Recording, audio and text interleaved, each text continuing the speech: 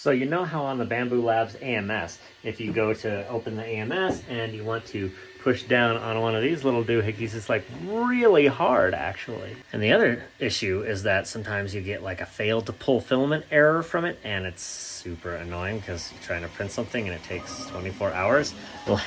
Like this print I'm trying to do that's multi-material and it's taking a long time. So folks on printables.com have actually found a little button enhancer that makes that button a lot easier to push, and it should help with the loading of filament. And it just goes over the button like so. You just kind of go like this and push it on. I'm not sure I can do it with one hand. Oh, yep, you can.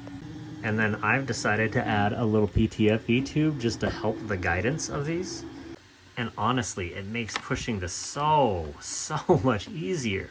And I'm hoping it'll really help with the loading and unloading so I don't get that error again on these long prints. So if you have an AMS, I would highly recommend going out to printables.com, downloading this file, and see how it works.